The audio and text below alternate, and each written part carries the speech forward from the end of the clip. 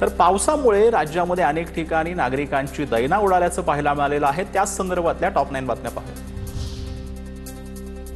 उपमुख्यमंत्री अजित पवारांकडून राज्यातील पावसाचा आढावा। कुणीही घाबरून जाऊ नये, असुरक्षित वाटणार नाही याची काळजी महायुती घेते। अजितदादांचं आव्हान। तर आज मुख्यमंत्री फडणवीसांसोबत पुण्यातील पावसाची पाहणी करण्याची शक्यता।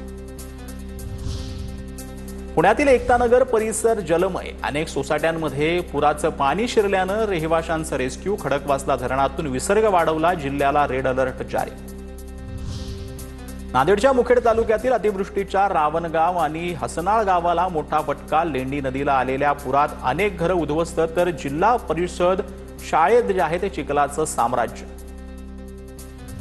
मुसळधार पावसामुळे पवना नदी पात्राबाहेर वाहू लागली। पवना नदीचं पाणी पिंपरी चिंचवडचं ग्रामदैवत मोरिया गणपतीच्या मंदिराला लागलं। विरार ते बोळींज दरम्यान रस्त्यावर पाणीच पाणी। कालपासून रस्ता पूर्णपणे पाण्याखाली। बोळींज परिसरामध्ये रस्त्याला नदीचं स्वरूप, नागरिकांचे मोठे हाल।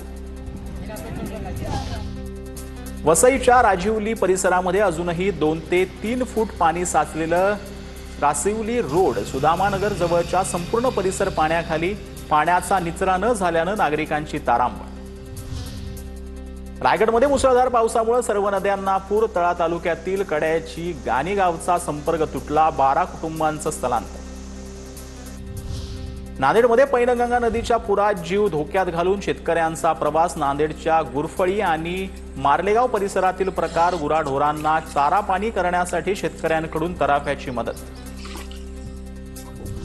यवतमाळमध्ये रेल्वेच्या खड्ड्यात बुडून 4 मुलांचा मृत्यू।